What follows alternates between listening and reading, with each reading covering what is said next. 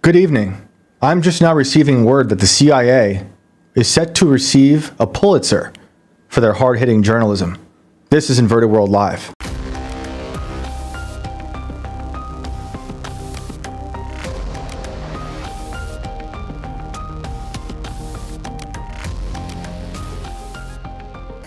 Well, your perception is under attack, as it always has been since the dawn of time. Alex, how's your perception? I think it's okay. No attacks on your end? It's been a freaking week. I don't know what you're talking about. Well, I'm Shane Cashman, and I am the host of this wild and wonderful show. It's great to be here. Wild and wonderful West Virginia. Yeah. Alex, our guest today is Mr. J. Dyer. Can we bring that man in? We can do that, sure. Jay, welcome to Inverted World Live. How are you, sir? I'm doing great, man. Glad to be here. Very rainy, balmy Sunday over here in Florida. It was nonstop torrential downpour. So I like that I can't see any of that. To be on the internet with you. The neon behind you cancels out whatever grim world is around you. So that's nice. Yes, it's always a drug lord, Panama aesthetic going on over here. So I appreciate it. So I was thinking about you last week because we mentioned you when we were talking to Top Lobster and Dave with Nephilim Death Squad, talking about politics and how politics have become theatrical. Maybe not have become, maybe always has been. But before we get into that, I thought it would be interesting to hear you talk about the simulation theory stuff because it was my hopes to have you on the culture war recently. The simulation debate didn't work out, unfortunately, but I thought you would have been a great person, a great voice to have on that episode. And do you believe we're in a simulation? Say that again. Did I what? Do you believe we're in a simulation, Jay? Do I believe in it? No, that we live in one. Oh, no, I think we live in a real extra perception-based world that is not a projection. It's not a simulation made by aliens or entities or anything else. I think that there's elements, features of the simulation theory that are probably becoming popular because of elements of what's called intelligent design. I'm not a huge, I think there's better arguments in the intelligent design field, but people are figuring out that the older models of a purely kind of chaotic universe don't really explain a lot of the data, a lot of the configuring that goes into things like DNA and how precise and how structured it really is. And so they're noticing things about the world that suggest, hey, maybe there is design here that we've kind of been arguing against since Darwin or, maybe even back to David Hume or Immanuel Kant. And so they're thinking, well, since there are these features of order and design, maybe it's not a god, but it's this other kind of computer-based thing because everybody's so immersed in computer culture, internet culture, since the 90s. This has really kind of become omnipresent. So I think those are the two reasons why just the popularity of computers, some of the aspects of the old sort of Darwinian models collapsing in the face of a lot of discoveries relating to what you could call kind of design. So those are things that I think contribute to why people think that simulation theory is true. But I think there's other philosophical reasons to refuting simulation theory and why I wouldn't be a proponent of it. I want to hear those in a minute, but I was just going to say when I hear people talk about simulation theory, it seems like a good way for atheists. Like it's become a gateway drug for atheists to believe in a form of religion, and now they're just like superimposing modernity onto their modern religion. But what would be your arguments then against that, against simulation theories, and we're living in a zeros and ones world? Yeah, some of the philosophical critiques that I think are pretty convincing are, on the one hand, if we were living in a simulation, it would be very difficult to prove it, know it, or demonstrate it. And so, ironically, this is actually very similar to a lot of ancient philosophical systems like Platonism, Neoplatonism, and Gnosticism. Although they obviously didn't have the computer component, those worldviews did propose that the reality that we experience is some kind of hologram or some sort of synthetic Maya illusory thing. And so they're kind of analogs, or they're kind of like proto versions of today's sim theory. And the central first obvious critique that I would give is if we are in a simulation theory, the problem immediately becomes my knowledge of it being a simulation is kind of part of the simulation. So I'm sort of caught in this cycle, this circle that I can never really get out of it, because just like in those ancient worldviews, one of the classic critiques is, if all reality is an illusion, my coming to discover all reality is illusion is also part of the illusion. So it doesn't really get me anywhere. Another critique would be something like, how do we know that there is this other reality if we are enmeshed in a simulation? And so it kind of begs the question, because I could say there's this other hyper reality or super reality or beyond reality that I know, but I really don't know that. I have no way to actually assess that or compare it to what I'm calling the fake reality. And that's the thing in question. So in other words, if I'm in a simulation, then that kind of assumes this is not real. Then there's this other dimension that's real. But how do I know that? I don't. In other words, I don't have a justification for assuming the thing in question. And we should say, I guess, sorry to interrupt, but we should say, for those who don't know, I guess some proponents of simulation theory would say that because we have seen developments in technology or something like video games in the past 50 years advance so rapidly that, it's almost impossible to not be in a simulation, because you see how great technology is going, how fast it's going, that chances are we are in some form of simulation in the far future, some might say. I believe that's maybe some of the earlier people to come up with that theory. I'm spacing on the one guy's name who actually came up with this. Rizwan Birk. I'm thinking of someone else too. I can't. Well, the original, it's Nick Bostrom's original. That's what I was thinking of. Right. The more recent book, I read his book before I was doing an analysis of sim theory like a year ago, and he wrote a more recent, updated version of it. He's like an MIT computer guy who also kind of piggybacks on Bostrom's theory, but he makes a very similar argument to what you're saying, that, well, if we're in a really advanced, future that we don't know about. But again, although it's fun, I guess, to do thought experiments like that, from a philosophy standpoint, it's a different thing to actually demonstrate that you know that to be the case. So we can have all kinds of theories, but how do we know that it actually is the case, that there's this other world? And we don't know that. That's the point I'm making, is that it's really an unjustified leap from the fact that computer technology is advancing to then leap to, well, maybe it has advanced like infinitely and we're in some sort of, it's the year 1 zillion and we're inside some big vat or something like that.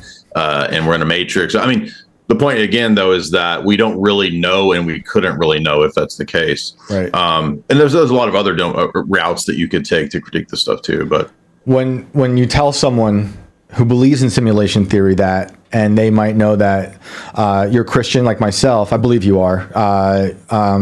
What if they say to you, you don't know about your world that you believe in, about eternal life? So like, what's your argument back to them? If they say, well, that's just basically you're saying the same thing about me that you believe. Well, I would argue that's not the case. We do know, and that's why I think it ultimately goes back to philosophy. So I use philosophical types of argumentations to demonstrate how I would go about knowing, or what the best possible knowledge in this case would be. And it would be something like the impossibility of the contrary. So again, if we think back to what if we live in a dream, or we're in a simulation, or it's all fake or something like that. Again, a very basic philosophical critique of that system is, if that is the case, then knowledge of the system or knowledge of that being the case becomes impossible. And if that happens, you're at what's called a fundamental paradigm level contradiction. If that happens, then true knowledge, and what I mean by knowledge is not just like every day, like, oh, I believe that, the sun will rise tomorrow. I believe that, the bedside table is not going to turn to sand or quicksand or something. I'm talking about justified true belief in the sense of, like, I have a reason with basis in fact, with coherence behind it to justify my belief. And so that's why I think philosophy is really crucial to refuting the kind of claim that, well, you're in no better boat than me because you're a theist. And the difference is that in a theistic worldview, there is a basis for believing in the regularity of nature, for the external world, for identity over time, or all these things that really if they're true, they run counter to the simulation model of the world. If that makes sense. Oh yeah, and then I think I believe we live in God's reality, which people who believe in simulation theory would say that's base reality, that's original reality. My feeling is that people have built a sort of simulation on top of reality, a fake reality that they do, and we can transition into a lot of stuff you've written about and you talk about, where they, whether it's the news, whether it's the CIA, whether it's occultists, you name it, elites, they're churning out fake realities that infect base reality, right? And then people buy into those realities, and so they're basically walking in their own like mental simulation built by these other people, right? So I guess to some degree, that's the simulation I think a lot of people are finding themselves in, but we walk amongst each other. Yeah, I think what happens is that, like you're saying, there's a metaphor or an allegory here, you know, like the Matrix. I kind of see it as an allegory or a metaphor, although it might get more and more real as we, you know, move towards coom pods and living inside of a matrix. Really, I think it's an allegory for a system that's vampiric and uses humans as batteries and all that. And so, yeah, when we think about these entities that try to control our perception, the Tavistock Institute, public opinion, Bernays propaganda, you know, the CIA, all that stuff, they absolutely put out synthetic narratives and synthetic overlays to explain the world and to indoctrinate us. And I think in that sense, yes, it is. Those are simulations or they're simulacra. But I think what happens is sometimes people take the analogies or the metaphors and they literalize those and think, well, everything is an illusion. Really, that's the origin of a lot of the Far Eastern religions, you know, going back to ancient Hinduism or even Buddhism. This realm is an illusion. It's a cloak. It's a dream. You got to tear it away. But I don't think that it's metaphysically all fake and gay. It's like the systems that they give you are fake and gay. Right. You know, that's how I see that. Yeah, I'm with you. So when it comes to, you know, earlier I was telling you I was looking at your book from 2018 to your two books so far, Esoteric Hollywood. Is that a lot of their purpose is to distort your perception of reality and remove you further, take you further from God? Is that just one aspect of like their goal here, to destroy your perception? Do they have a goal? Is it just confusion? Is it just power over your mind? Yeah, I think Kissinger had a really important quote about that. He didn't care what happened in this or that event. He just basically said, all we have to do is control the perception. Controlling the perception is more important than controlling what actually happened. We don't care, right? And if you read 1984, that's the essence of the famous chapter where O'Brien and Winston are having that debate over philosophy and metaphysics. And O'Brien basically just says, Winston, I don't care what 2 + 2 really equals. I want you to agree with me because the party says 2 + 2 = 5. Right. So I don't want you to tell me that because you think that's what I want to hear, Winston. I want you to actually believe it because the party says it. So I think absolutely from the vantage point of the system establishment, they want people to be completely dependent upon it, to completely see it as dictating reality. Has nothing to do with what really is reality. And that's a key role that Hollywood played. Maybe not so much nowadays. It's kind of conceded to the internet and streaming and video games, but at least throughout the last century, for the most part, I think it was Bernays that said, Hollywood was the most powerful engine of propaganda the world's ever seen. Yeah. And so the ability to manipulate time and imagery and symbolism and to tell a story with music and editing and all of that became this amazing, not just a form of art, but obviously a weapon. And from the vantage point of the military, the government, the establishment, the intelligence agencies, they have been absolutely intertwined from the very origins, actually, of Hollywood, using it for those purposes.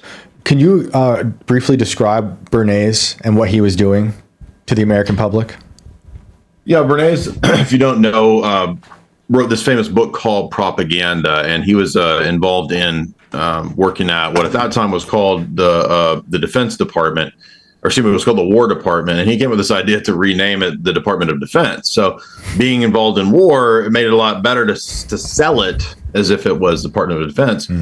And it wasn't just Bernays. He was actually working with a lot of other figures who, around the time of World War II, were very involved in operations, psychological operations, people out of the OSS, Paley, Sarnoff, others, people from ad agencies. So if you've ever watched the TV show Mad Men, the Don Draper character is kind of this kind of person, somebody who was in the wartime who then goes into advertising because he's learned a lot about the human psyche, how it works, its human motivations, all this. And so as you can see, it would be very useful, not just in advertising, but also in propagandizing. And really, those are the same things. I mean, you're really doing the same thing. You have the same goal, whether you're a military psyops guy or a Madison Avenue Don Draper type of guy.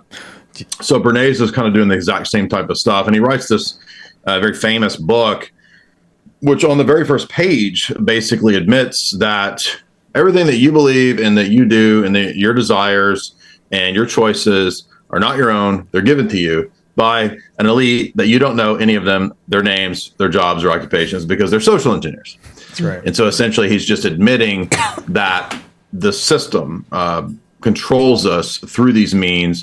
And primarily, he's not writing about government propaganda. He's writing about corporate advertising and propaganda. So he's saying, he gives these examples of like, we came up with this idea to sell zillions of bars of soap by coming up with a soap contest. And like children had to whittle soap into something. I mean, just these silly things. And, the cigarettes are freedom torches, not cigarettes, right? So they become signs of rebellion and liberty and on and on and on. And it's all just about, convincing people to buy the product. But he's also stressing that it's much more than just selling products and selling junk. It's selling ideas. It is psychological warfare. Yeah, it totally is. And he's working to just warp the way you see the world around you, and then they can control you. Or do you think the Western mind has ever been immune to that? Like, is this something that's just people have been doing to one another forever? Or did someone like Bernays really perfect it and then take advantage of the Western, like hijack Western perception or American perception? Well, few people know probably that the term propaganda actually comes from the Holy Office of Propaganda, which is the Holy Office of Inquisition.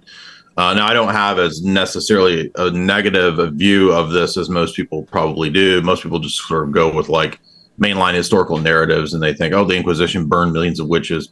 It's not true. There weren't millions of witches throughout. Medieval Europe didn't have millions of witches. There weren't that many people. So, right.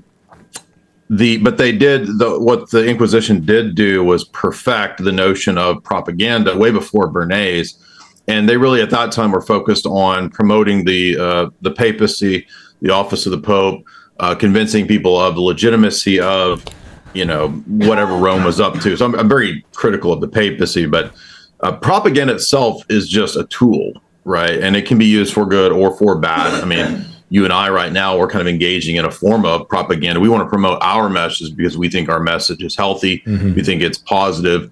It's better than the system's message. So propaganda is a tool. The Holy Office actually perfected this idea. So Bernays is really just building on a lot of people before him. And although it might surprise some people, even Lenin was actually pretty good at propaganda. So it's not just a corporate thing. V.I. Lenin actually utilized a lot of, shall we say, Western ideas of propaganda.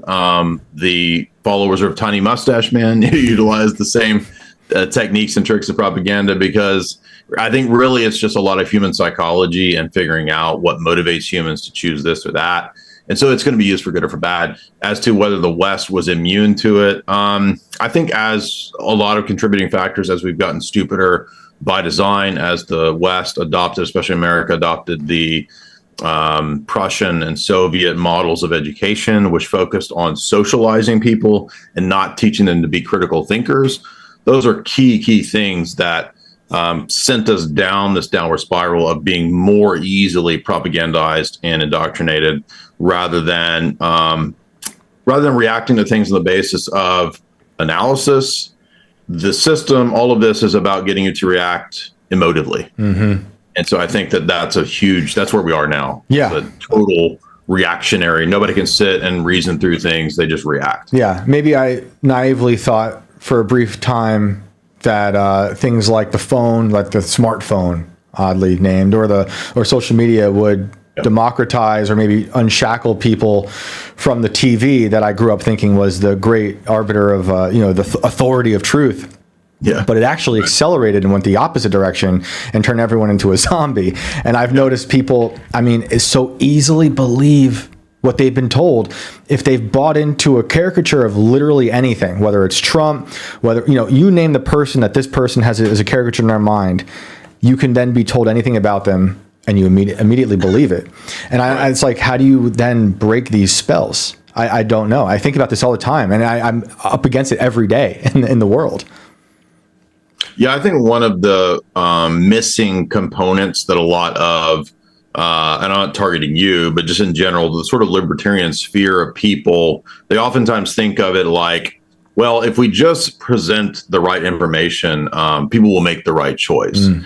And the problem is that humans are motivated by a lot of other things, unfortunately. Right. It would be nice if everybody was an informed, rational citizen like the Enlightenment thought humans could be, and you could have I think the idea of like the founding fathers even is that, we could have the farmer who's also the scholar, and he's also the engineer, and he's also studying foreign, affairs. But really, humans don't typically end up being Renaissance people. They tend to be niche, and they tend to be focused on what they do. Yep. So I think a lot of the Enlightenment expectations for the concerned citizen were unrealistic expectations. That's not to say there can't be Renaissance men or whoever or whatever people studying multiple disciplines. It's just that it's not really realistic to think that everybody's going to be able to be really informed and educated on every topic.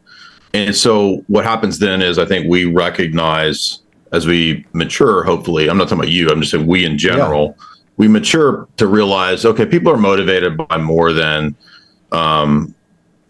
rational support for a position. Sometimes people are motivated because they like lying. Maybe they get off on it. Sometimes people think about the mad genius, right? Sometimes people can be really high IQ and be malicious with their IQ. Absolutely. So I think what was missing in a lot of libertarian assumptions of how humans operated in human psychology was the notion of virtue and vice, because we can talk about intellectual honesty and we can talk about epistemology or philosophy of knowledge. But if we don't have a notion of virtue and vice, then it's very apparent that we're going to miss the fact that people can be, let me put it this way. You could, not everybody loves the truth. Yeah. Okay. Yep. It's virtuous to want to know and love the truth. So we kind of have a necessity from the outset for intellectual virtue. And that's something that's totally lost nowadays. Oh, well, that's now, when you interact with like the blue-haired leftist, they have no concept of intellectual virtue and intellectual honesty. It's only pure power relations. That's all they see. Well, I think you and I believe in capital T truth, and a lot of other people think they believe in capital T truth, but everyone's got their own little t truth. And like I was saying with the phones and stuff, it's allowed everyone to have the ability to then access whatever truth they want out there. And it could be Republicans, conservatives, libertarians, leftists, liberals, whatever. Everyone's got their silo of what they think is truth. And it leaves us in this position where, if they want to believe it is a simulation, they can find anything they want out there. And it's also people, talking about vice, I guess, people they want very quick, satisfying truth as well. There's, a lot of people aren't going to be able to take the time to discover that truth, Laziness. Yeah. And the capital T truth that I think you and I believe in, or I know you and I believe in, that can make a lot of people uncomfortable. So then they go find the truth that makes them comfortable. Right. So that erodes the real truth. And so what I've been thinking about is, it seems like, and maybe there never was this, this idea of an epiphany that people could have where they can, and I think it can still happen with some people, but not in like a widespread way where, say in the news, big media type news, they release something that everyone now believes about whatever. You can say Russia, you can say Ukraine, Israel, Palestine, whatever. Not everyone's going to believe that big epiphany anymore. It's like we've had the death of an epiphany. You can't have the epiphany because what I'm saying, all these silos of little truths. So I don't know like what comes next. People say post-truth reality. I've been saying post-reality.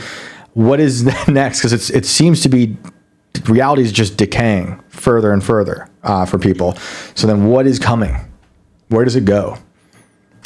Well, I mean, unfortunately, it does seem like the conclusion to what you're describing would be some form of breakdown. And I don't just mean like intellectual breakdown, but I mean, there's only so much that a system can take when you keep feeding into the system lies, deception, and just take the DEI, like affirmative action, hiring, all that stuff alone.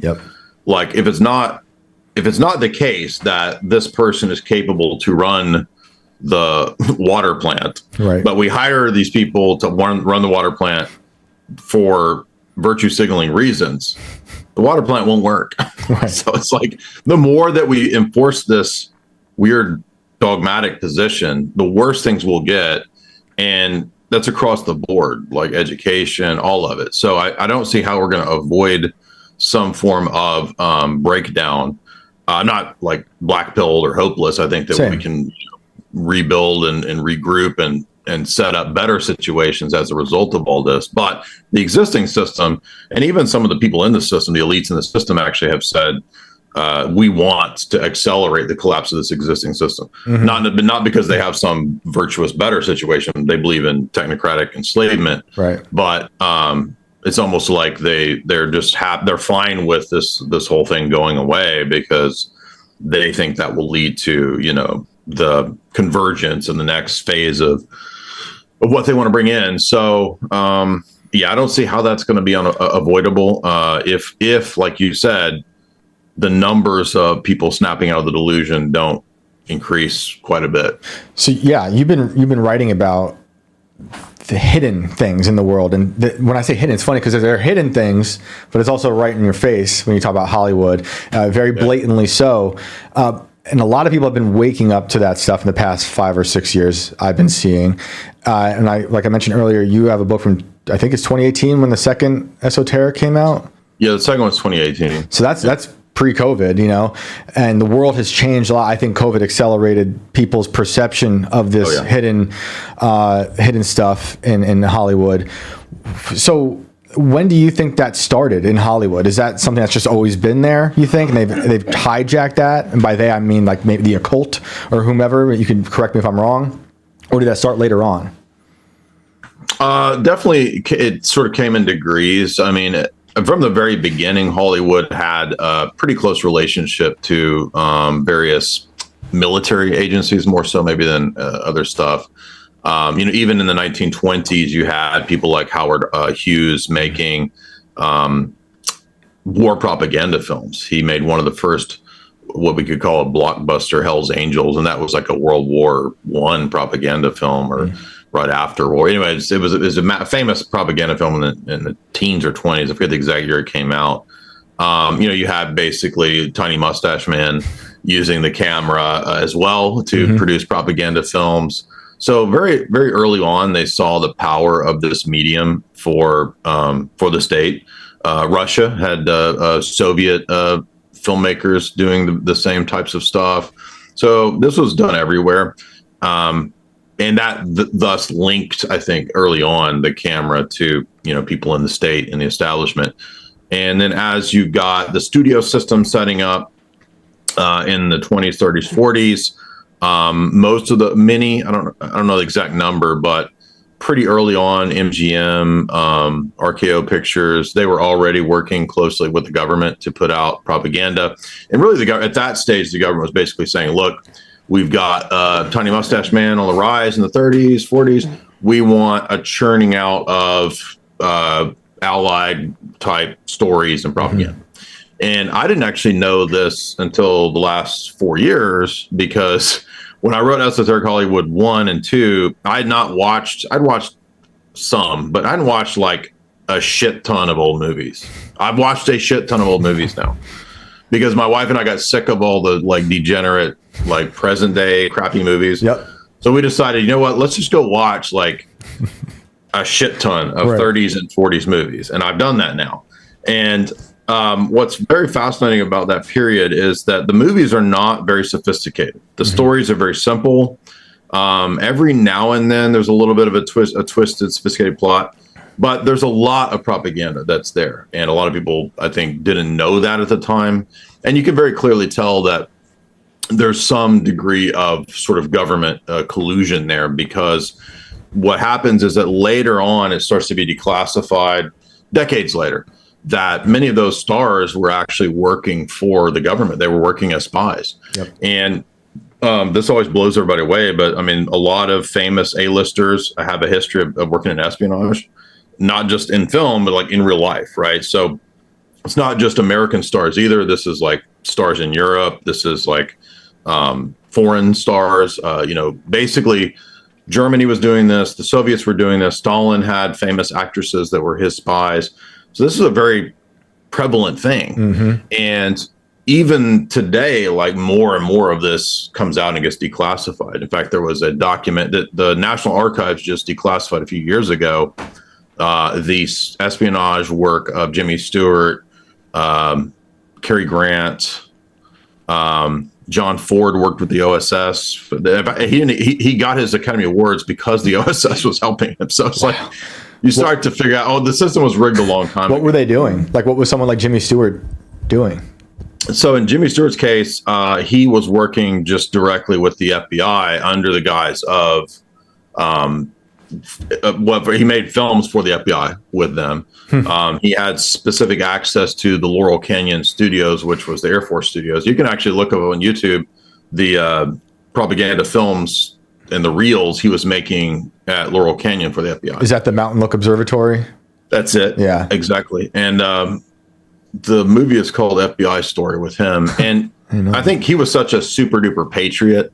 I also want to be clear, like, I'm not faulting all these people because, these are like great generation era grandparents, great grandparent people who they didn't really have any reason to question America and Americanism and all that. Right. So they were very indoctrinated, and I'm not trying to be unfair to them. I'm not saying they're all bad guys. Right. I think they had good intentions, but in Jimmy Stewart's case, it was, we got to fight the commies. Right. There's commies everywhere in America. We've had the Hollywood 10. They've been brought before the committee to be grilled.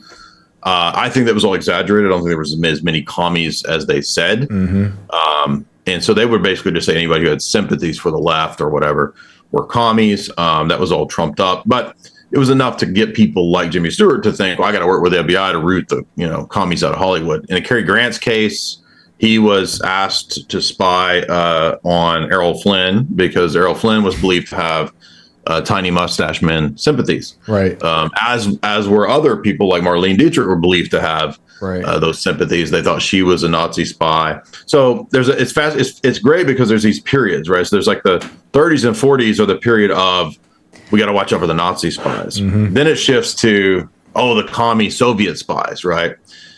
So there's these phases they're really interesting with all this stuff. And that's the basis for and the reason for all of these A-list people and their, OSS CIA connections. Meanwhile, the government then hires Nazis soon after, and then fills the universities with Marxists. So what's going on there? It doesn't have to make sense, Shane. Doesn't have, exactly.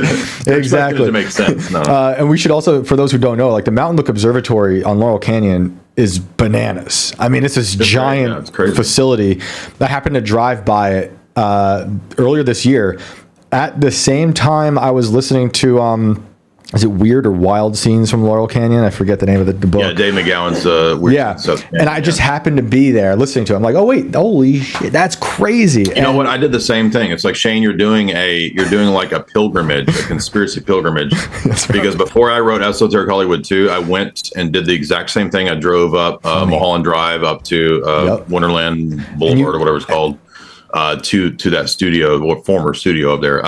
I don't know if Jared Leto still owns it, but for many years he owned it. So I was just going to ask. You said former studio. I'm like, is it former? Like, what's going on in there now? Yeah. People say they've filmed the moon landing thing there. You know, it's like once you know some weird things about a place, then any weird conspiracy starts splintering out of these places. So it's hard to know. Well, the website, I don't know if this website's still up for the Air Force's explanation of the studio. It admitted that the Trinity footage was all produced there.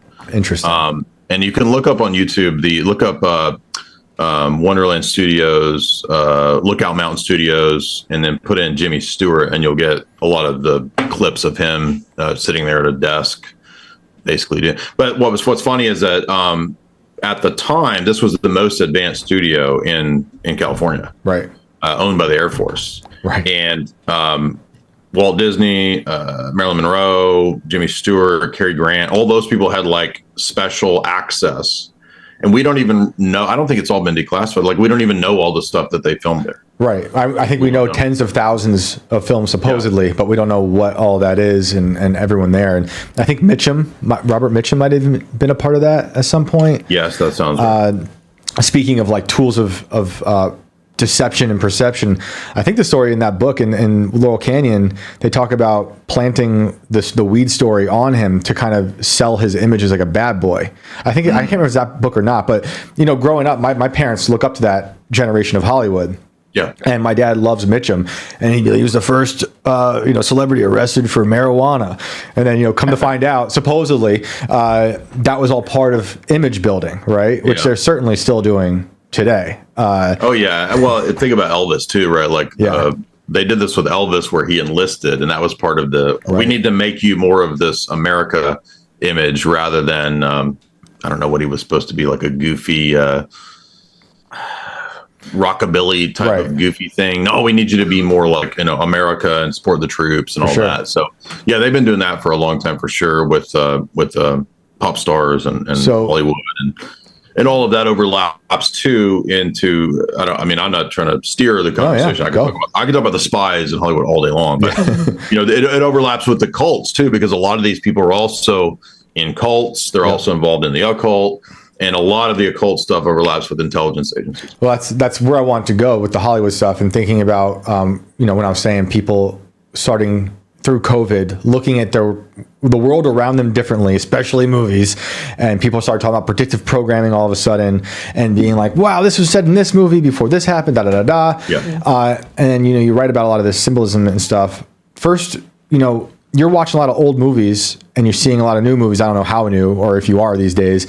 Are you seeing a lot of that same stuff play out in newer movies if you're watching newer movies, where when it comes to occult symbolism or any type of, obviously, agenda? We see that all over the place, but like weird symbolism still being placed in these movies?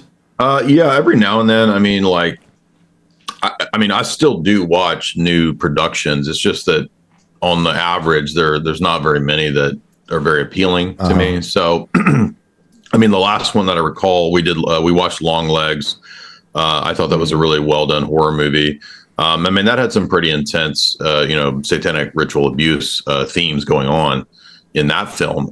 They utilized a lot of sigils that are, really used in the occult. So there's elements of that film that I thought were fascinating. I did a couple pretty deep dives on Dune.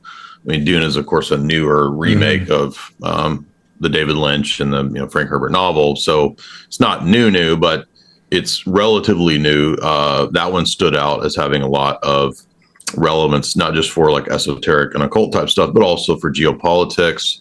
There are new films that do pop up here and there that we do good deep dives on when they're there. Right. It's just that there's not. It seems to be more rare because what happens, I think, when the stories and the narratives become all about the woke stuff, everything else gets kind of pushed to the side. So that's all they care about, is just pushing the woke, the big agenda. And so there's not going to be much concern with deep symbolic meaning or complex characters like that. Are you seeing occult stuff in those older movies when you went back and watched stuff? Having known like stuff you've researched, are you seeing it there, or are you just seeing like America, propaganda? Yeah, that's an interesting question. You don't see a lot of symbolism in 30s and 40s movies. Every now and then there'll be one that stands out. And there's a couple old, like before the Hays Code, there was some pretty fascinating satanic cinema that came out that did have some interesting symbolic stuff. Some of the Fritz Lang material is pretty dark, pretty esoteric, you could say. Obviously Metropolis. We watched, I forget who directed Black Cat, but that's like an explicitly satanic movie from like 1919 or somewhere in there. Right. That was pretty neat to watch, pretty famous cinema-wise. And then they have the Hays Code, which introduces really strict laws on what could and couldn't be shown on screen, because they were getting pretty wild pre-Hays Code with the movies and what they would say and what they could do. And then you see the switch to where like it's like the opposite extreme, to where they're like, you can't show husband and wife having a bed, like it's like they have to have separate beds. Right. So it's really bizarre, like levels of extreme opposites they flip to. But after the Hays Code, it seems to be, like you said, really focused on stories that tell pro-ally messages. I can only think of maybe one or two 40s era films that have, I think, what's the noir movie with Bogart and Lauren Bacall? That one has some interesting hints at sex cult, prawn stuff going on. I always get Glass Key in that one mixed up. I don't think it's Glass Key. It might be Glass Key, but that one comes to mind, and I think I put that in the second book. But you have in the 50s, you have this really wild Black Dahlia event occur, which does involve high level Hollywood people, presumably it seems, satanic ritual abuse, dismemberment, all of that, and that. So that there is this undercurrent going on amongst Hollywood people. People even thought G. Edward Robinson was connected to that. People believe that Orson Welles originally was connected to Black Dahlia case. None of that was substantiated, but that's what people were suspecting at the time. Anyway, so there is this undercurrent, but I don't think really the 50s are interesting, because you do see some symbolic, weird, darker stuff popping up. Hitchcock, I think, is a key figure, because he's working with British propaganda and British intelligence to actually produce films. You do start to see a big shift into explicitly, one example, maybe not so much explicitly occult stuff, but there's definitely the theme of dissociation, multiple personality in a bunch of Hitchcock films. For sure. He's got a couple about false flags, 39 Steps. Right. I forget the other one about the guy that blows up the Allied that walks with a bomb. Plane factory. Yeah. There's a few of these. Is Hitchcock being told, like, as I don't know much about the backstory, I know Hitchcock films, I don't know much about his backstory when it comes to the writing. Is he being told, like, hey, we want you to put this in movies? Or is this like are they finding a way to inspire him loosely to then write these scripts? How's that going down? He seemed to work really closely with, he was a filmmaker for the British Ministry of Information. And so he was actually filming actual, literal, just war propaganda reels. And he was doing American films. So there's this really interesting connection between Hollywood and British intelligence. The other circles that are doing this is called the Korda Circle, a guy named Alexander Korda, who was working closely with British intelligence. And he was the more direct British intelligence link to a lot of Hollywood films at this time. But people at MGM, like, they're already working with intelligence agencies. I think by the 1950s, by the 1950s, they're already like literally, the CIA is literally like consulting and having movies made. And in fact, the guy who was behind the what's called the Doctrinal Warfare Program, C.D. Jackson, he was also like consulting on movies, telling Hollywood like what to put in movies. Like I said, the OSS was basically doing a bunch of John Ford stuff. So yeah, it's like over time, it like the connections grow, and then it just sort of turns into this hive thing. And by the 60s, when you have the counterculture sparking, which I believe was actually engineered by the system. That's when you really start to see straight up satanic, straight up like occult, straight up like real symbolic stuff in film, which you don't really see prior to that. Do you think that's the system doing that, or it's the system instigating that, or both? Like, is it the system believing in it, or like, are they being like, we just need to destroy this and destroy people's brains, so bring more of that in, I think some of the malicious people maybe at a high level thought that they really needed to destroy people. But I think a lot of people, boomer era people in the 60s, they thought, oh, we're really going to be liberated, bro. We're really going to, hey, man, we got just the free love, man. I think they really believed that they were achieving something. But when you look at the origins of the counterculture, it's very clearly, all psychonauts from the CIA. It's Tim Leary who bragged that the counterculture was all from the CIA. Yep. Esalen Institute, propped up by the establishment. It's the think tank of the New Age movement in the 60s counterculture. If you go into the history of British intelligence and Madame Blavatsky, she's the New Age before the New Age. Like, she's the one who really, through theosophy, lays the groundwork back in her day for what decades later becomes the 60s counterculture. So can you describe Crowley as her? well? I think Crowley plays a key role in the counterculture. Can you describe? I can't. What's her last name? I can't even. Madame Blavatsky. Who is? And can you describe her? Yeah, she's a turn of the century occultist from Odessa who ended up in Britain, the UK for a while. Then she ends up in New York. She has this really wild story, and what happens is that she claims to be this very powerful medium, and she is for a time period working with something called is a very famous thing at the turn of the century, the Psychic Research Society in the UK. They're very prominent. This is when mesmerism and seances are really popular, right? 1890s, 1900, 1910. So she gets in with this group for a while, and she's gaining popularity. She writes a lot of books. She writes ISIS Unveiled. She writes The Secret Doctrine. And she says, it's time for a new religion. And so basically she does what a lot of cult leaders do. She does a buffet style approach where she puts together a bunch of stuff and comes up with her own new cult called Theosophy. And it's a mix of Kabbalah, Hermeticism, tantric stuff, Buddhism, elements of Christianity, Gnostic Christianity. She kind of puts it all into a hodgepodge, creates this new thing, which she thinks will be her cult. She falls out with the Psychic Research Society because they think she's a fraud. And so they get this guy, I forget his name, but he's like a British government connected person to investigate her, because she had been going to the Himalayas to receive messages from the ascended masters. Well, what the investigator comes to conclude is that she's a spy, and that her channeled messages are just her own, or that she was going to meet with a handler. So initially they suspect that she's KGB or Soviet, excuse me. KGB doesn't exist, but she's a Soviet, a Bolshevik spy, because she's meeting with and exchanging letters with the famous, eventually KGB guy, Rorik. Okay.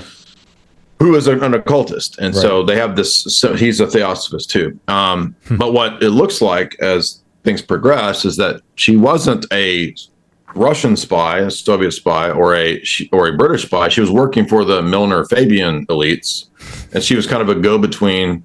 And that the whole idea was that the future global order would have this pseudo religion that she's creating. So she's supposed to be, I think, if you're familiar with the Milner Fabian thesis and those circles of the Rothschilds and others, she's supposed to kind of be the future religion that they want to have for the world. So the global government needs a global religion. So great. That's her crazy story. Crowley was a big fan of her. Crowley actually made people coming into I can't remember if it was his AA or the OTO, but he made people read like 2 or 3 of her books as part of the reading list to join Thelema or whatever. Do you see that influence today in a lot of celebrities or elites at all? Oh, absolutely. In fact, I just read the Cambridge Companion to Western Hermeticism and Esotericism, and the entry on Blavatsky notes that like all the Instagram yoga chicks, Like you couldn't have that without Madame Blavatsky. Like that would she basically Right. yogaized. Right. It's like a Lululemon cult.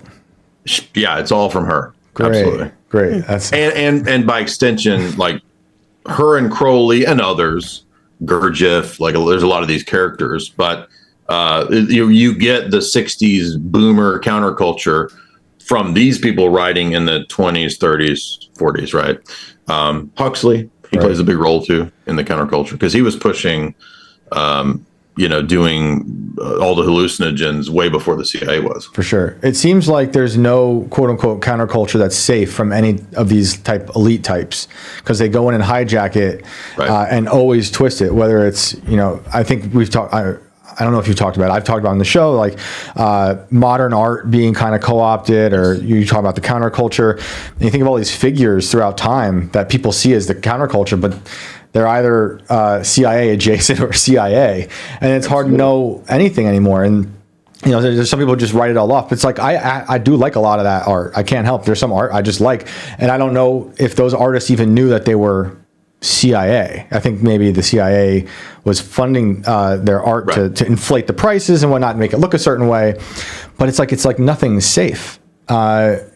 During the Cold War, they created the Congress for Cultural Freedom, and Frances Stoner Saunders is an academic. She has a famous book on this, and that was an entity that nobody knew was the CIA, but it was the CIA that was funding a lot of the artists that you're talking about. So people like Andy Warhol, Jackson Pollock. I mean, even classical musicians. It wasn't just like abstracts. It was all kinds of poets and writers and authors, and this was not just to say like Malcolm Muggeridge of the MI6. They had similar projects where they were setting up people to basically enlist anyone in culture war against the Soviets, because the Soviets had a philosophy of cosmism and realism, and what the CIA did to, again, back up your point. I mean, they actually went and recruited and worked with French deconstructionists. Like they're actually going to like Derrida and saying, we're the CIA, we're going to work with you, we're going to promote you, because anything anti-objective, anti-real, whether it's literature, visual arts, is all part of culture war against the Soviets. Well, as someone who survived college, sort of mentally, and then was a professor for some times. I mean, the Derrida, you just kind of triggered an old part of my brain. Like that, he was such a major part of colleges. And back then, I wasn't thinking about. Back then, when I was a student, I was not thinking about Marxism or deconstruction. How it's going to affect the future and my peers and myself. But it's like the bedrock of college now. You break down everything down to your own essence. And we destroy you that way. We think there's no narratives. Everything is, your own personal narrative. You can't know the author's meaning. I mean, it's all kind of crazy. It's crazy. I mean, by the way, if I can't know the author's meaning, then the guy telling me in the deconstructionist books that I can't know the author's meaning, I can't know the deconstructionist. So it's self-refuting, it's self-defeating. But I have to be honest, this was stuff I got into years ago in undergrad and grad school. I was surprised to see, when I first read about the CIA going to talk to deconstructionists, I'm like, why would they go and talk to deconstruction? Now it's like, well, of course they would. But when I first read that, it just kind of blew my mind. My mind melted. I thought we were fighting the libs in the Cold War. No. There was a great article that somebody on some foreign policy thing put out last year, I think. And it was like, the CIA was never right. The CIA was anti-Soviet, but never right-wing. And I thought that was a really accurate description, because we think of the Cold War people. Now, maybe some people in the Cold War were, right-wingers or whatever. But the CIA was always very amenable to anything postmodern, anything Fabian socialist. So they didn't like Stalin, but that didn't mean they didn't like other forms of socialism. Right. It's just because you disagree with these people or you agree with these people doesn't mean you should trust them. And it seems like it's always been a tool to just destroy you. In your book, when I was looking through, I saw that you wrote about Westworld. And I was curious what your thoughts on that, because I think about that show a lot lately. I don't know if you wrote about the show or not, honestly. It could have been, I guess, the book. But I think about the show because when I'm talking to the people who are in their silos of their little truth, I think about the robots in Westworld and how they couldn't see the door. right? And I'm like, every time I'm talking to people, I'm like, oh, they can't see the door. Oh yeah. What where were you thinking about Westworld? Why was that important to you? I remember I wrote that chapter. It was right after season 1 had happened, and I really liked season 1. I kind of lost interest by about season 3. Same. So I never did finish Westworld. I mean, I didn't hate the show. I just kind of lost interest, got busy with other stuff. But I remember season 1 really impressed me, and I thought that the way they updated this old Michael Crichton story, and I grew up watching in the 80s the original movie version from the 70s. I think there's 3 of those. There's 1 or 2 sequels, but the 70s ones are kind of cheesy because it's like Yul Brynner's the robot. Right. But the TV show was interesting because it was done by Nolan's brother, wasn't it? Jonathan Nolan. Yeah, that's right. And I remember it having a lot to do with manipulation of archetypes, and I saw it as kind of a neo-Gnostic narrative. I forgot that thing about the doors that you're talking about. But that was 2017 was pretty, we didn't know for sure that they were going to roll out SEX bots and where we're going now and what all the AI that's rolled out in the last couple of years. So I felt like that was going to be a very predictive programmy type of show. I think it was. Oh, I agree. I thought The Leftovers was, I bring up The Leftovers a lot as in I love that show, but it was a world that looking back became the world we inherited post-COVID. Our lockdowns was their rapture event. But then I saw you were writing about Westworld. I'm like, man, Westworld really spoke a lot to the world we're inheriting right now too. Exactly. And when it comes to predictive programming stuff, are these artists just tapping in to the timeline, or do you think is there something more to this? Are they gearing us up for the world when it comes to someone like Jonathan Nolan? It's hard to say. So in the specific cases, I have a couple buddies who did their grad work actually on what I wrote. So I wrote for more of a pop audience. Originally, it was actually what I wrote was going to be grad work, and I decided not to do it. But I have a couple buddies. They're called PsyOp Cinema. So shout out to those guys. They actually go a lot more into depth, digging into the specific screenwriters and producers, and hey, does that guy actually have an intelligence connection? Is he maybe working with consultants from the CIA, which is very prominent in Hollywood? There's actually tons of consultants and CIA operatives that over the years has actually come out. Milt Bearden, Chase Brandon, they're the publicly known Hollywood CIA consultants, but I think there's a lot more. Again, it comes out later on, as we said, that even A-listers work for the CIA in various capacities, not just in operations, but for example, Jennifer Garner for many years was actually doing public PR for the CIA. Really? So, yeah, that's because when she was on Alias with J.J. Abrams, this is in academia, right? The CIA was consulting on the show and telling them here, do this, do this, do this. Right. Which is very interesting if you go back and watch Alias. There's a lot of clues in that show, I think. Interesting. But I'm rambling. I apologize, but that's all good. Drop more names. Michael Crichton is interesting because there's a lot of predictive elements in Michael Crichton's stories, which makes some of it's silly, goofy stuff like Jurassic Park's kind of stupid, but we could be there soon too. We could be there soon too. I mean, anything's possible in our crazy world, but I think he wrote that one book that's really prescient that everybody has poo-pooed because he critiques the climate stuff as a big scam. I don't know that. I forget the name of that one, but he had a book calling the climate scam a depopulation trick. Yeah, and then he wrote let me think. There's some other thing that he wrote other than the Westworld that was very predictive. It's escaping me at the moment, but to get back to the point of Westworld, I think that some people even question his death. I don't know if you know the history of but there's weird things about Michael Crichton's death that are sus. What happened? I don't remember, but I remember that when it happened, they were maybe he died because he was putting too much in his books. I mean, I don't know. I'm just I was thinking about Ernest Hemingway recently. Towards the end of his life, he became. Do you know about how he became really paranoid? And he thought, he was harassed by the FBI. but no one believed him until years later. Right. Like, Then they admitted that, we were harassed. Yeah, we were. And he was like, geez. Yeah, exactly.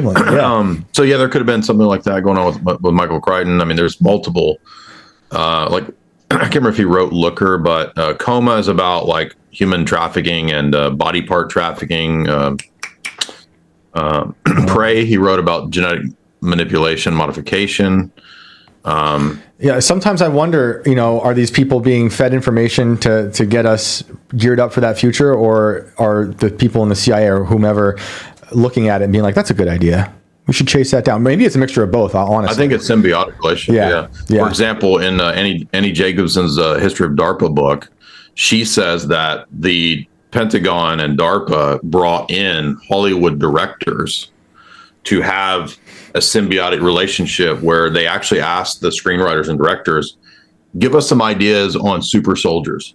If you were making a movie, what would you think a super soldier would have? And then the DARPA people would give two, she mentions like Kathleen Kennedy, maybe James Cameron, I forget who else, but like having these discussions, and then they would be like, oh, so here's what you really have. This is where you're really at. We'll put this in the next movie, right? So, so that book vindicates the. I got to read that. That could also be what was going on with Mountain Look in Laurel Canyon too. That symbiotic relationship of creatives coming and having these kind of powwows. We're like, oh, that's a good idea. We can just replicate that in our other crazy laboratory where we're doing evil stuff. And I think about, obviously there's consultants on shows like Fringe or X-Files too. Oh yeah. What's going on there? Because there's stuff. I mean, some stuff on Fringe, which I like that show. There's stuff on Fringe that's obviously far-fetched for now, but there's other stuff like remote viewing that has been going on for decades with the government. We're in the panhandle of West Virginia, and we're not very far from places where they were doing remote viewing, experiments in Maryland. Yeah, that was all real under SRI, Stanford Research, Stargate Project. That's real. Gateway Process. I mean, that's been declassified. Yep. What exactly that's describing, and I don't know. It's kind of a confusing, weird thing. But what we do know is that the government was studying occult techniques and processes at that time, and presumably continued to. I don't know, but what was your question? I was just saying about. I watched Fringe, and that was J.J. Abrams, isn't it? That was J.J. Abrams, yeah. Sort of. Okay, yeah. He did the pilot. Anything he does is probably in some degree like CIA consulted. Interesting. Yeah, all the way back to Alias, and that actually came out not in a conspiracy book. That's CIA in Hollywood was one of the first academic books. Was by Tricia Jenkins. It's called CIA in Hollywood. It's published by UT Texas Press.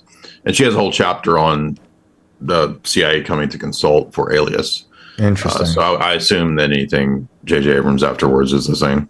Do you think, having done all this research and seeing how much Hollywood has been infected by CIA or the occult, where are they now? Because it seems like Hollywood's dead. I mean, obviously it's not, but it doesn't seem to have the power, like you said earlier, that it once had. Are they just focusing now on the media or other alt media, which I think is happening, or social media, or is it everywhere? Well, I think the older studio system is what's kind of going away, because that was more of a really tight control system that worked pretty closely with the state and various intelligence agencies in a lot of different capacities, both overt and covert. So as the studio system is dying and kind of acquiescing to giving way to the streaming system, now it seems to be Apple Studios or Netflix, and it's not, the old model, but it still has influence, still has power for sure.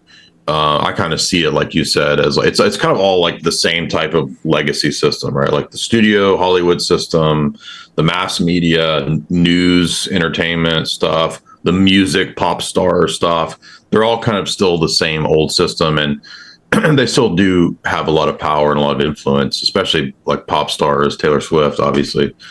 That still is there. Where's it going? I think it's just really degenerating into just like I always think of like the Cenobites from Hellraiser when they're like, we have such sights to show you. It's like we don't even know like the next I mean, it's just pure hell. I don't know. Like, I don't know where it's going. Like, Wonderful. I don't know what to say. Like, when you brought up Taylor Swift, and I'm not a Taylor Swift fan, but where are you with that? Like, is she an instrument of these people? Has she been hijacked, or is she always a part of it? You know, she's a third generation a daughter of like presidents of banks. She comes from a pretty strong lineage of power. So when you see someone like a Taylor Swift or a Beyonce or a Kanye, you name the giant figure in the world, what's your take on them? Are they just being hacked into, or have they just always been created for this? Great question. I would say that, I always try to go with what I can prove when it comes to this kind of stuff. So I don't know if Taylor Swift was abused or ever put into some kind of dissociative mind control tank or something. Like, I don't know about any of that, but nothing would surprise me. I do think, and I actually used to be skeptical of this. Like, I remember when I first heard about Britney Spears having like a multiple personality issue, and I was skeptical of that. Even though I was a conspiracy theorist, I was like, maybe. Yeah. I actually, after all the conservatorship stuff came out, and no, it really was like, Something's wrong. Yeah. Straight up like mind controlled sex kitten pop star. Yeah.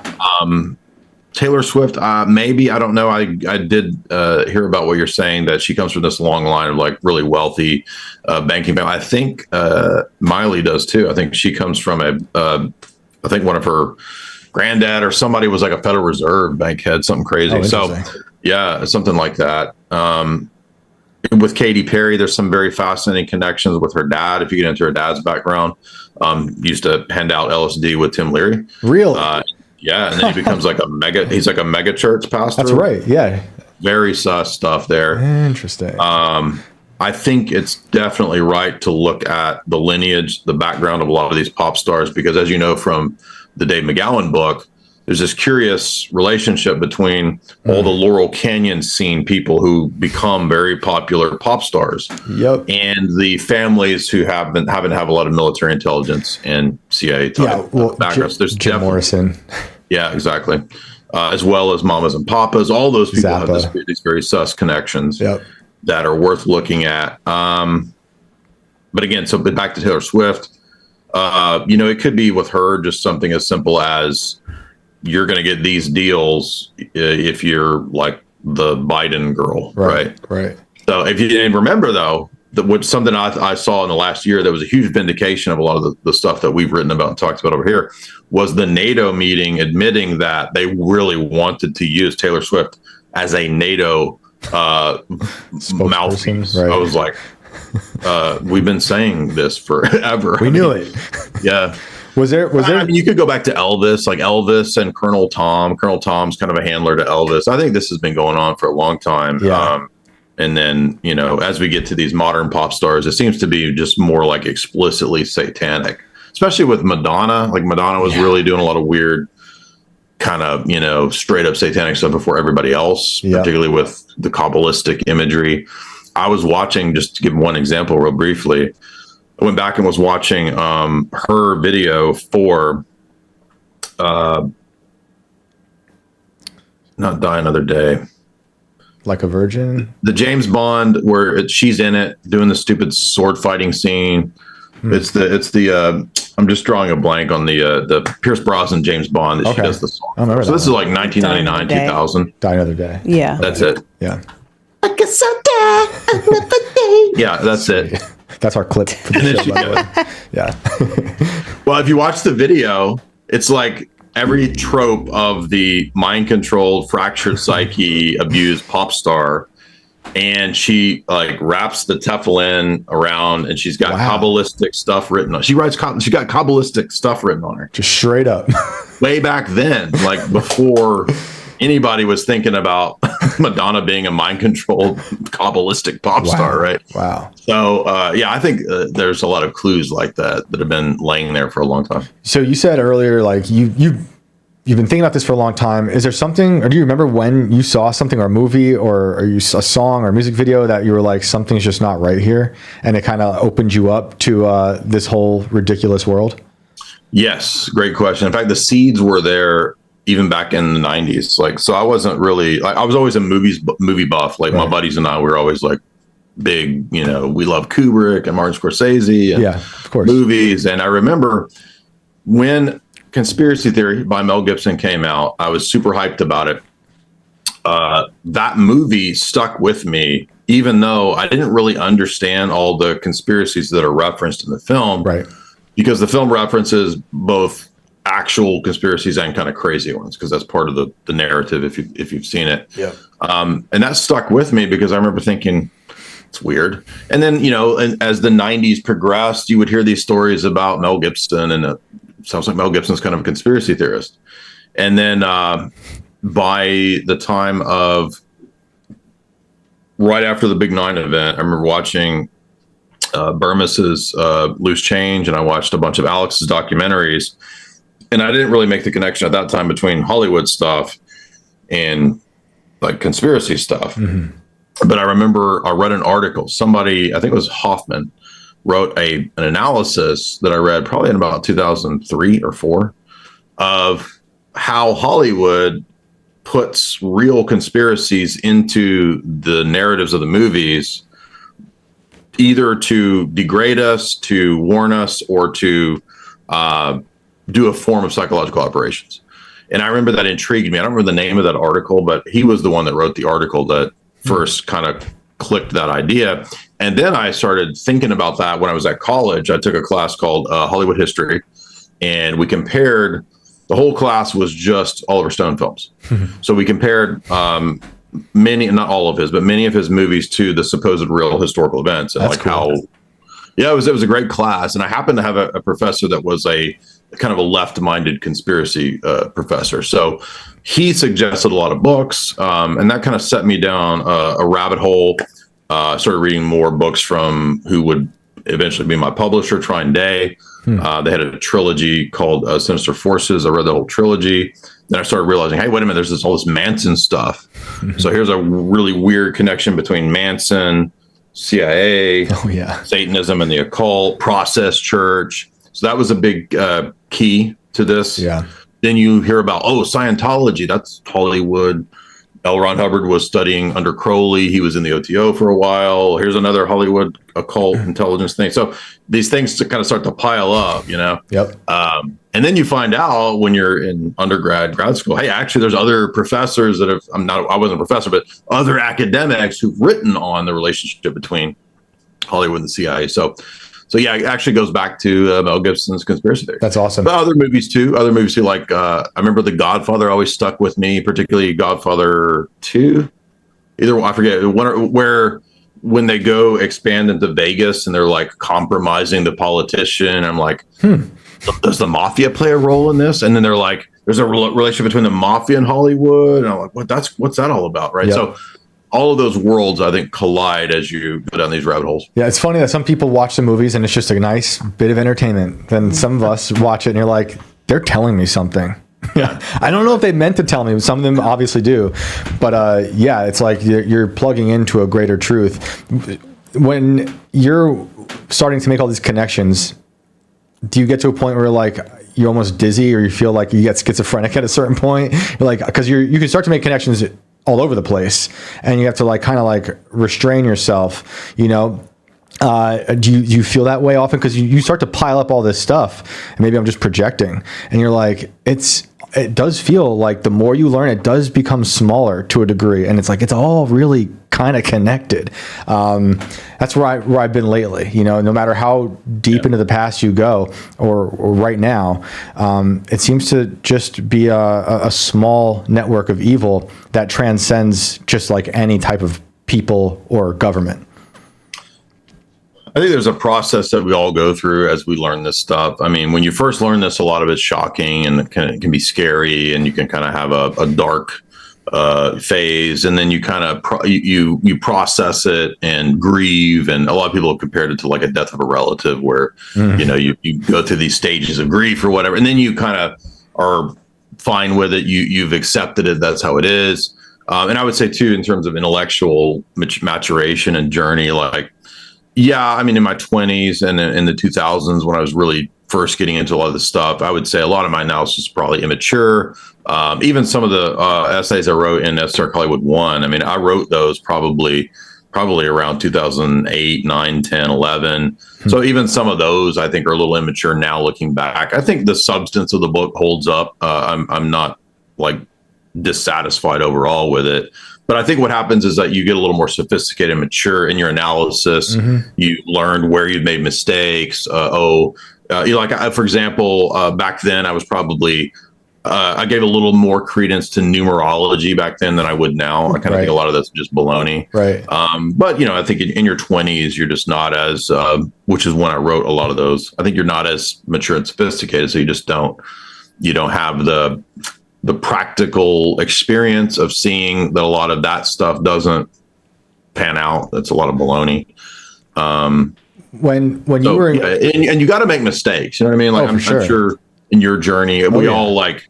Oh, I watched this video on Tartaria and it's like now I've figured out ancient history. And then you're like, no, you probably didn't. Right. You know what I mean? But I don't have a problem being skeptical about like civilizations or, of course, I think it's good stories. It's good to learn to be skeptical of your skepticism. That's a thing I've been thinking about a lot too, because I'm skeptical of a lot of things. Did you have religion in your life when you were in college?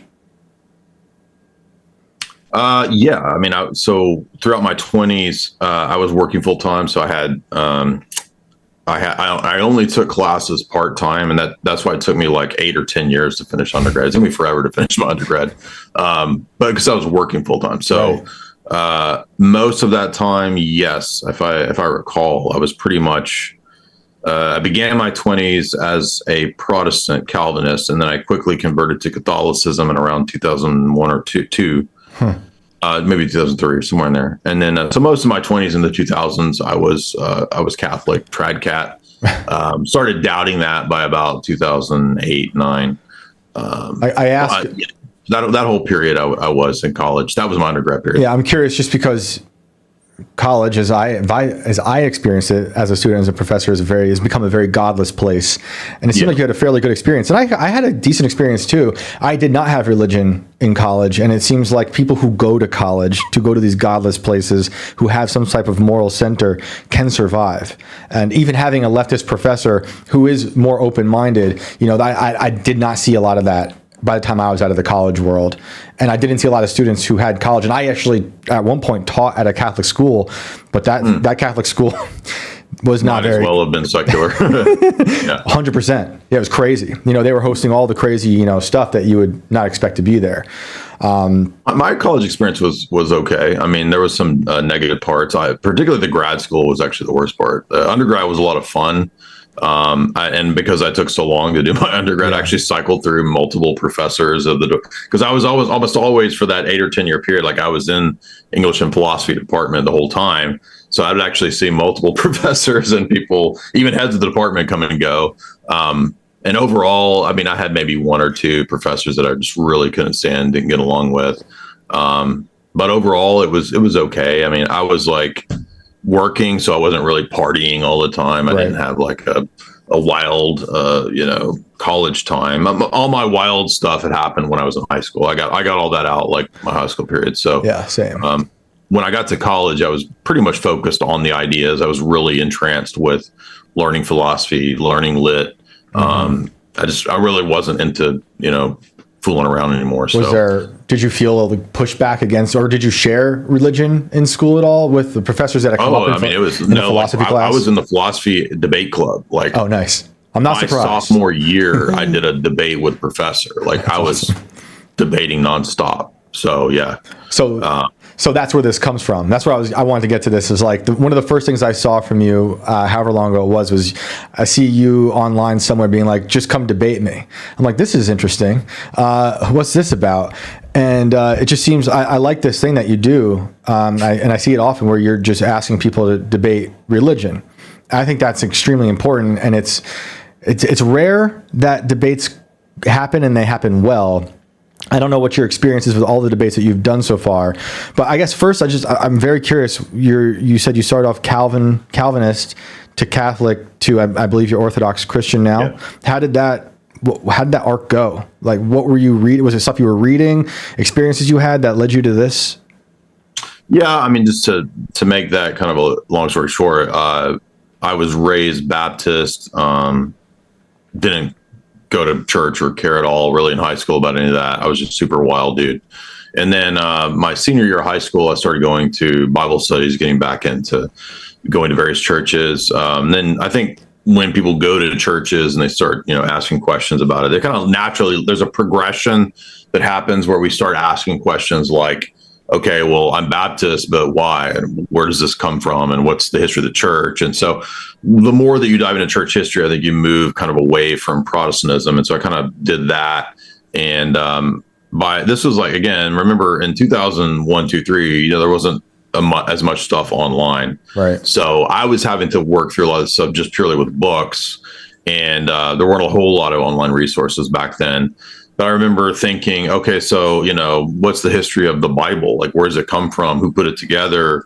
And that led me to really getting deep into church history, reading the church fathers, buying that big church volume, their 38 volume church fathers set.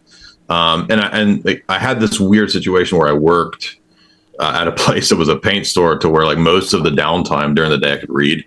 So literally for like 10 years, I worked at a paint store. And I just sat there and read all day. Perfect. Because you would have contractors coming in the morning. Yep. They come in at like 4:30, you close at 5. So there's basically like this 6-hour window where you can just read all day. Incredible. So I got a lot of reading done during that decade of the 2000s. And I remember just kind of reading my way through Protestant into Catholic stuff. Mm-hmm. After a while, Catholicism really just left me unsatisfied with particularly the issues of changes between pre-Vatican II and post-Vatican II Catholicism. So that set me on another pathway of, I didn't become an atheist, but I had a period where I was kind of like reading perennialists and reading Neoplatonists and reading all kinds of different stuff. And I was really just dissatisfied with Rome.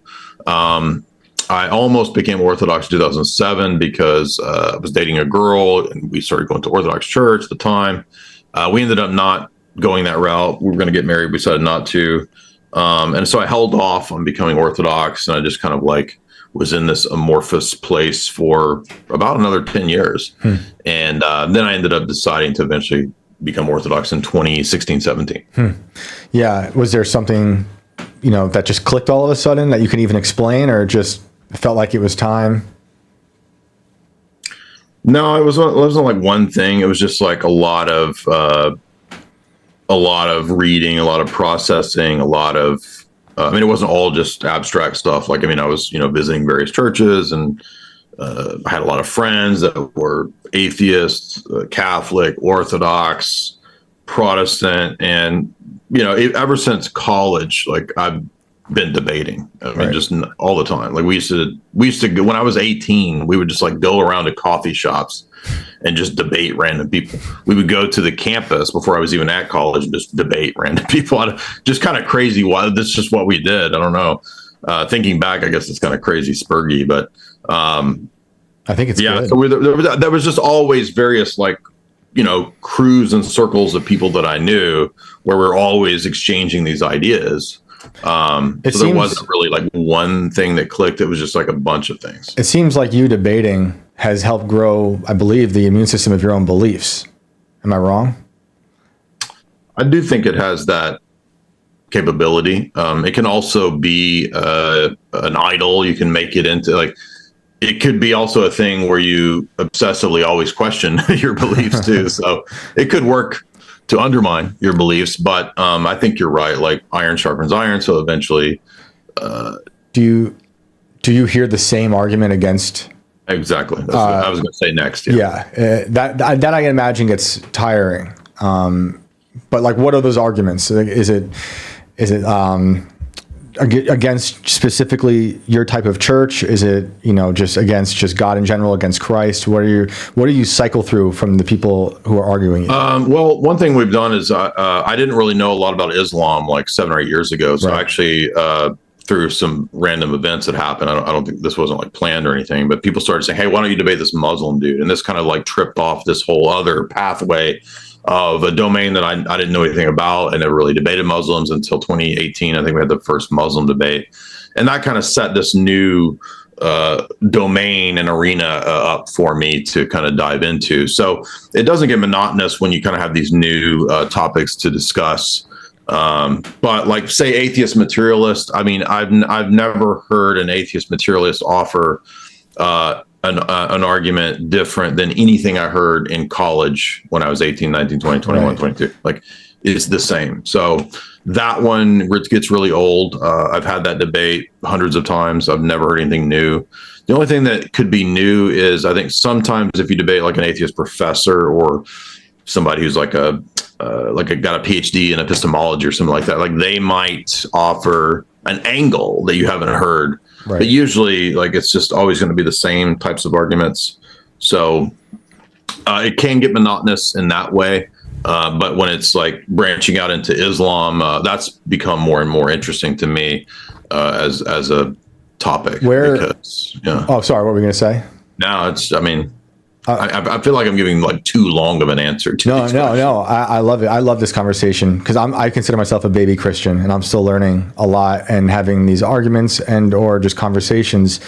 I think they're very important. Where are you with the Shroud of Turin information that just came out? Is that something that comes up in debates, or do you believe? So the school of apologetics that I come from is typically referred to as presuppositional, or what's called the transcendental argument for God. And so while we do think there's a place for evidences, because I study philosophy, I mainly focus on philosophical arguments. Mm-hmm. For one, because I tend to think that, again, there is a place for evidences, but like most people are going to interpret evidences according to their belief system. So it's like you could throw a million pieces of evidence in front of a committed atheist, and they're just going to interpret it according to their atheist presuppositions. So like, look, here's all this evidence for this guy rising from the dead. What's an atheist going to say? Okay, well, maybe something crazy happened one time in the past and science hasn't figured it out yet. Right. So, I mean, and the resurrection only has the meaning that it has in the Christian scheme for a Christian. Right. Like, it's not divorced from all the other things, right? Like the death of Christ and his incarnation, like, and the whole prophecies in the Old Testament of his coming. Like, so it's a whole picture. And so I always focus on the philosophical argumentation for the holistic system versus the piecemeal argumentation about, well, what if I can prove to you that Jesus was laying on this cloth? And there's plenty of people that do that and are very good at evidential argumentation. It's just not the approach that I take because, number one, I don't find it the most convincing, and I think that philosophical argumentations are better, and that's just my domain. Yeah, I found it interesting. I think it's a fascinating thing that they're talking about the Shroud of Turin and dating, but I'm like, at the basis of it all, my faith has come from something that's so outside of material things that it really doesn't matter to me. But it's fascinating, but it's like I don't need that anymore because when I got to this place, it came from a place that's so outside of this realm that it is whatever. But I find it interesting. When it comes to like the difference between. And I'm sorry if this is something everyone should know, but I don't. But like when it comes to this, like the Vatican versus the Orthodox Church, and I hear people saying this is the first church, and you have those arguments. What do you say to people being like the Vatican is the engineers of this false, religion or false world, false reality, and the Orthodox Church is the proper way? Well, one thing I would say, too, before to preface that is I don't actually just want to always debate people on religion. It's just like, for whatever reason, that's the only thing that people want to debate me on. What else do you want to debate? You throw it out there. Multiple times where I try to have streams where I invite feminists or I invite like people who don't believe in conspiracies, and nobody will ever come do it. But the only people who will come debate are the religious people typically. So it just seems to be the one thing that people actually just wanted to. But I'd love to debate other things. I'd love to debate a crazy feminist it just never happens for whatever reason. So for somebody that said, what would you say if, the Vatican is the real ancient Christianity? What's a little more nuanced than that, because Orthodox would agree that the first 1,000 years, roughly speaking, the Eastern and Western churches were the same universal Catholic Church. Okay. Where we disagree is over what happened in the late 1800s. Well, I mean, there's many areas of disagreement, but particularly on the papacy, it's the question of Vatican I. So Vatican I is the Roman Catholic Council that's dogmatic, where they said the Roman Catholic Church is the one true church, and it has always believed in the universal, inerrant, indefectible, infallible leadership of the Pope. And that's particularly what no Orthodox person could agree to. So what we believe is that there were bishops of Rome. There were many Orthodox great bishops of Rome in the first millennium of Christianity, but that we do not believe that he was ever accorded or given or had from Peter any kind of special universal power, universal jurisdiction, or infallibility. We believe that he had a certain role of honor in the councils, but that our church is what's called conciliar or synodal.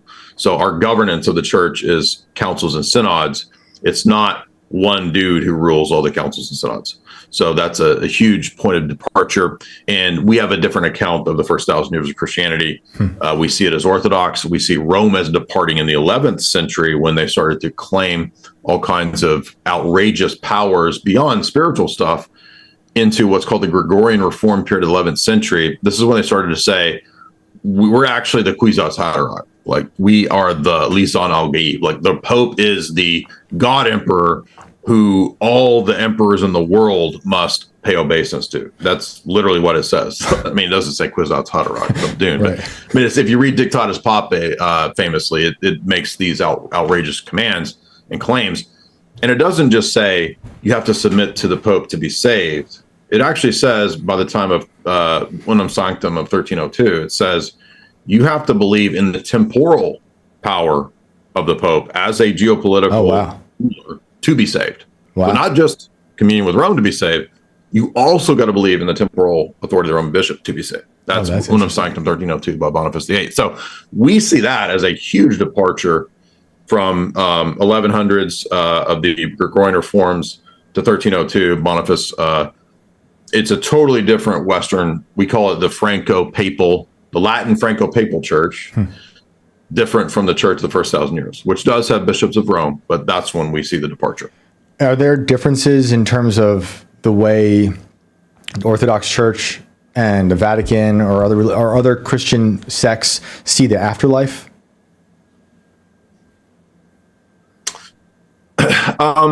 There wouldn't be confessional differences on the basics in the sense of, like, do we believe in the resurrection? Yes, all of the churches, Protestant, Orthodox, Catholic, would say profess the resurrection of the body. One area where we would disagree with Roman Catholics would be Roman Catholics have another idea that not just resurrection, but they believe what's called the beatific vision, that the eschaton, the eternal state, is the intellect seeing the essence of God and being fully satiated by that vision. The Orthodox Church does not believe that. We do not believe that creatures will ever see the essence of God. We believe that we will have a personal relationship for all eternity with God, but it's a bodily resurrection, a new heavens and a new earth. There's nothing about, like, the mind peering into the essence of God. So that's a key difference between us and Roman Catholics about the eternal state. Protestants don't really tend to go into a lot of specifics about the metaphysics of the eternal state. They tend to just kind of focus on, like, we believe in the resurrection, we believe in kingdom of heaven. You know, it's a little more general. Right. When it comes to the supernatural stuff, you know, when it comes to ghosts or demons, where do you fall with that? Or do we have interdimensional beings passing through this? Or do we have demons? Yeah, Orthodoxy absolutely stresses. In fact, every baptism includes an exorcism in the Orthodox Church. Yeah, I did not know that. Yeah, so we don't have, like, Roman Catholics have this order of exorcists. We don't have that. We kind of have a more, like, every priest or even perhaps any Christian could do an exorcism. So there's not this, like, person called the exorcist. Right. You know, so that's a little, but we do believe in exorcism. We do believe in the rite of baptism, including exorcism. So we do agree that there's demons, and they absolutely are involved in the world 100%. So in that regard, we're not too different from Roman Catholics, but we don't have this like exorcist person or whatever. Can you describe what that looks like with the exorcism at a baptism? It's not anything like, there's no like pea soup being vomited out. No. It's just it's just part of the rite. Like the ritual has sections to it. And there's a tradition of like the person who's being baptized wears a white robe. You kind of walk around the church. You go to the door of the church. You spit on Satan, and you spit out the church door as a sign of rejection of Satan. The priest reads the rite of exorcism. I don't remember I've been to multiple baptisms, but I'm trying to remember. I don't remember exactly what's said, but it's called the exorcism prayers. You can look up Orthodox baptism exorcism and it'll pop up. But it's not like, it's not like in the movie. There's no cross being held over the baptism. No, that is there. Not like that, but like a person hissing and going crazy, like the movies want you to believe. But does it work? Now, I should be a little more precise here because there are a couple priests, and I don't know these people, but I know of them.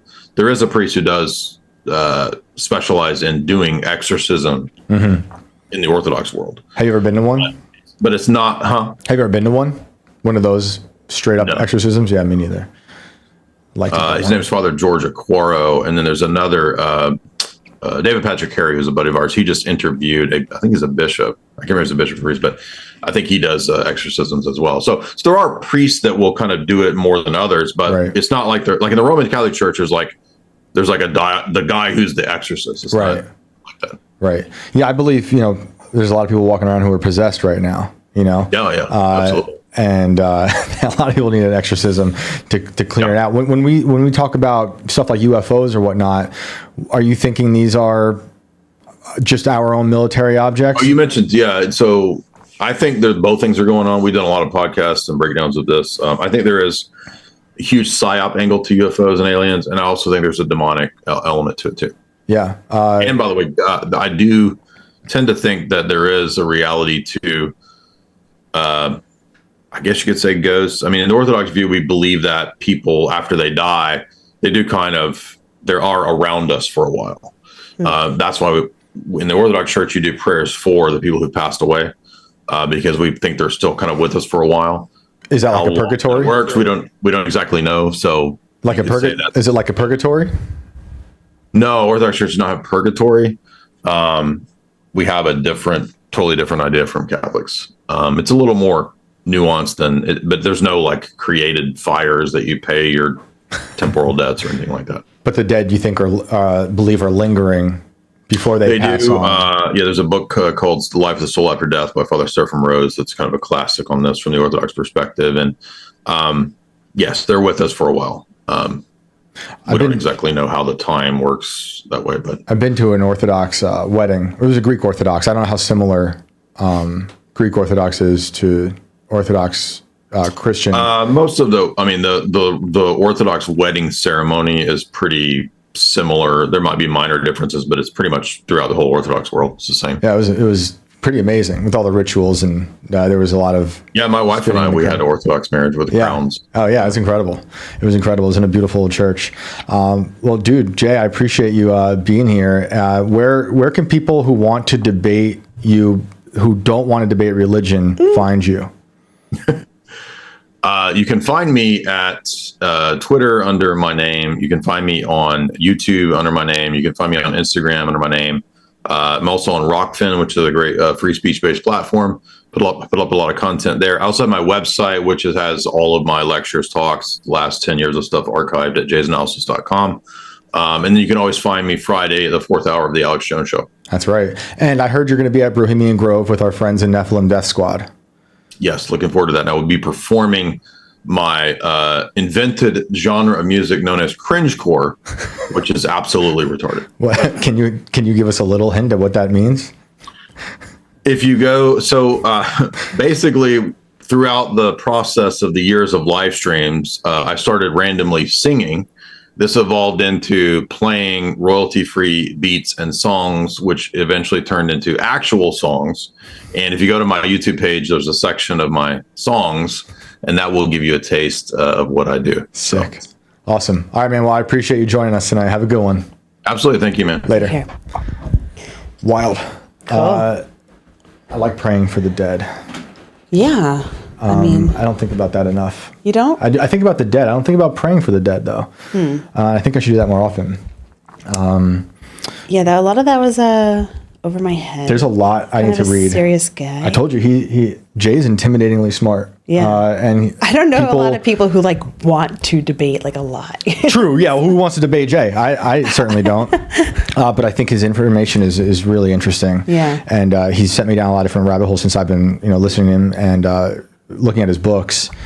And they're super important, especially for people who've been listening to this show. A lot of the stuff we talk about, he's really dived into deeply. Yeah, you can tell. It's pretty incredible. And that book I was referencing, I think it was number 2, Esoteric Hollywood 2.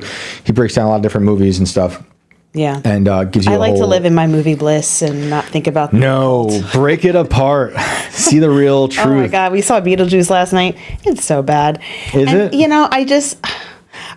My thought was like, I'm just ready for 2024 to be over. I'm ready for the actual decade to be over. So we can have a cultural revolution. And now you're telling me that Cultural revolution? What are you, Mao? Well, no, yeah, something different. Like we need new art. We need better entertainment. So it but now wasn't the good. CIA is involved. So Well, the CIA there's probably really wrote the new nothing. Beetlejuice too. Something we talked about on the culture the other day with Tim was, we were talking about that movie, City of Freedom, that has supposedly been suppressed in theaters, and we had that guy on who did the movie, yeah. Mm-hmm. and we were talking about other movies that are out, and I said Beetlejuice, and the movie this guy came here to talk about was about child trafficking, and just horrible things done to children, which unfortunately are happening a lot, and unfortunately happening in Hollywood. And I'm like, well, the guy Jeffrey Jones, who's one of the main guys, the father in Beetlejuice, the first one. Yeah, oh yeah. He was accused. I guess he had a plea deal and all this stuff. So. Well, I didn't even know. I was like, what happened to the guy? And because But he's in the movie, right? Like, isn't his character? Well, I mean, he's like headless. He's not. Oh, funny. Yeah, no, that was kind of funny. His character's there. Yeah. He's not in the movie. Yeah, and I don't even know why they felt the need to do that, but that's another conversation. How is Beetlejuice himself? Michael Keaton? Yeah. He's great. I mean, he's great. There was like too much story. Like there was too much going on. I felt like it could have started an hour in and been a better movie, but man, it's too bad. That's one of my favorite movies. I mean, there's like Beetlejuice brings in like he had a wife, and it kind of gives you more of a backstory of Beetlejuice. Right. Some of that was interesting. Oh, geez. But it went nowhere. Our couch that people can't see over there, that our in-person guests. When I look at that couch, I always think that's the couch that Beetlejuice sits in when he's in the waiting room for the afterlife. Oh yeah, because it looks a lot. Well, and it's like the guy with the little head at the end. He's right there right now. Oh yeah. They bring him back, but it's like too much of it. Yeah, he's like a character now. But it's not even just one. There's like many of them. And it's just like it's just too much. Just leave it alone. Yeah. We should have left that alone. Yeah. I don't see any. I mean, I would have been okay with if it was like written better and edited better. Yeah, that's too bad. Any weird things happening this week? Have you been mostly safe, other than the headlines? Oh yeah, being a Russian spy. Oh man. Yeah. What if you guys were circling around that conversation a little bit? Yeah. I was like, this is a touchy subject. Yeah. I was thinking about when we were talking about the CIA and stuff. I'm like I don't know anything. I just people see headlines, and I have people who are like family who are totally unplugged from the political world, all mainstream, corporate, indie, whatever. Yeah. And they're hitting me up, or leftist family members who are like, oh, we knew all along. Like, I think there is a war on your perception of people who are subversive, and we don't know anything yet. Scary, and alarming. We'll see. It's a new week dawns. And we'll see what this new week brings. Let's just hope we're back next week. We'll be. I'm gonna beam myself in. You're gonna beam in. Yeah, yeah. I won't. I'm gonna be the head, just a little tiny head. That'd be a good Halloween costume over there. Where can people find you? Even though you're not always on Twitter. I know, because I shut my mouth. You know what I'm talking about? I just keep it quiet. I am Alex Ayala on Twitter. You should use it more often. I should? Yeah.